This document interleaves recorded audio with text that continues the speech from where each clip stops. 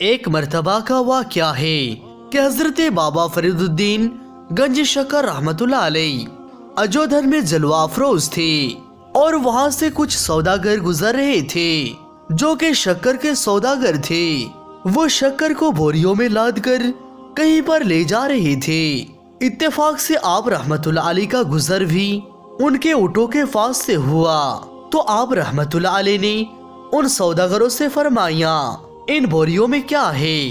تو ان سوداگروں نے جیسے ہی آپ رحمت اللہ علیہ کو دیکھا ان کا سادہ سیدھا لباس دیکھ کر ان کو ضرورت مند سمجھا اور ان سے جھوٹ کہہ دیا کہ بابا جی ان بوریوں میں نمک بھرا ہوا ہے، اور ساتھ ہی ساتھ وہ لوگ آپ رحمت اللہ علیہ کا مذاق اڑانے لگے۔ آپ رحمت اللہ علیہ نے ان کے لہجوں کو پہچان لیا تھا۔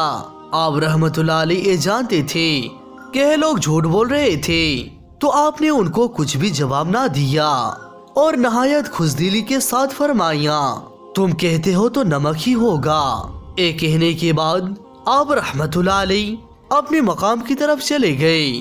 ادھر شکر کے سوداگر بھی مسکراتے ہوئے اپنے منزل کی طرف آگے بڑھ گئے۔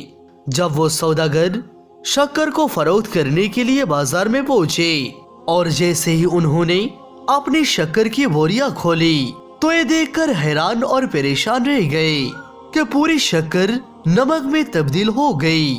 وہاں پر جتنے بھی خریدار تھے جو ان سے شکر خریدا کرتے تھے وہ لوگ ان کو برا بھلا کہنے لگے کہ شکر بول کر نمک بیچتے ہو، تم لوگ بہت جھوٹے ہو۔ وہ سارے سوداگر بازار میں تماشا بن کر رہ گئے۔ کسی کے بھی سمجھ میں نہیں آ رہا تھا کہ آخر ہمارے ساتھ کیا ہوا، کیسے شکر نمک میں تبدیل ہو گئی۔ آخرکار بہت غور و فکر کرنے کے بعد ایک سوداگر کو راستے کا واقعہ یاد آ گیا۔ اسے یاد آ گیا کہ ہم نے بابا فریدالدین گنج شکر رحمت اللہ علیہ کو مذاق کے طور پر جھوٹ بولا تھا کہ ان بوریوں میں شکر نہیں بلکہ نمک ہے۔ یقیناً وہ اللہ کے کوئی نیک بندے تھے جن سے ہم نے شرارت کی اور جھوٹ بولا، اے اسی کی سزا ہے۔ پھر اس سوداگر نے اپنے ساتھیوں سے مخاطب ہو کر کہا کہ لگتا ہے ہم نے راستے میں اس اللہ کے ولی کا مذاق اڑایا تھا اور ان سے شرارت کی تھی اور ان سے جھوٹ بولا تھا۔ اے ہونا ہو اسی کا انجام ہے، اور اسی لیے اے سارے شکر نمک میں تبدیل ہو گئی۔ اس سوداگر کی یہ بات سن کر سارے سوداگروں کی آنکھ کھل گئی اور وہ سمجھ گئے کہ ہمارے بے ادبی اور گستاخی کا نتیجہ ہے۔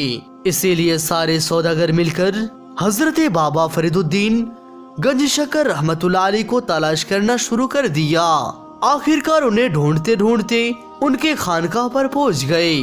آپ رحمت اللہ علیہ کی بارگاہ میں پہنچ کر وہ لوگ معافی طلب کرنے لگے اور کہنے لگے حضور ہم سے بہت بڑی غلطی ہو گئی، ہم نے آپ سے بہت بڑا جھوٹ بولا ہے۔ آپ رحمت اللہ علیہ نے حیران ہو کر پوچھا تم لوگ کیا کہہ رہے ہو؟ تم نے کیا کیا ہے؟ تم مجھ سے معافی کیوں مانگ رہے ہو؟ کیونکہ آپ رحمت اللہ علیہ اس واقعے کو فراموش کر چکے تھے، اسی لیے آپ رحمت اللہ علیہ کو ان سوداگروں کی بات عجیب لگی کہ یہ لوگ مجھ سے معافی کیوں مانگ رہے ہیں۔ تو ان سوداگروں نے ایک جوٹ ہو کر کہا حضور آپ کی بد دعا سے ہماری ساری شکر نمک میں تبدیل ہو گئی۔ اے سن کر آپ رحمت اللہ علیہ نے فرمایا مومن کسی کو بد دعا نہیں کرتا، اے سزا تمہیں اس لیے ملی ہے کہ تم نے اپنے ایک دینی بھائی سے مذاق کیا اور شرارت کی اور جھوٹ بولا، اسی لیے اللہ سبحانہ و تعالیٰ نے تمہیں یہ سزا دی ہے۔ اسی لیے اپنی زبان سے ہمیشہ اچھی باتیں کیا کرو، پتہ نہیں اللہ تعالیٰ کو کون سی بات ناگوار گزرے اور اس کو سزا مل جائے۔ ان سوداگروں نے آپ رحمت اللہ علیہ کی یہ باتیں سن کر بہت ہی زیادہ شرمندہ ہوئے اور سر جھکا کر وہیں بیٹھے رہے۔ آخرکار آپ رضی اللہ عنہ نے انہیں معاف کر دیا۔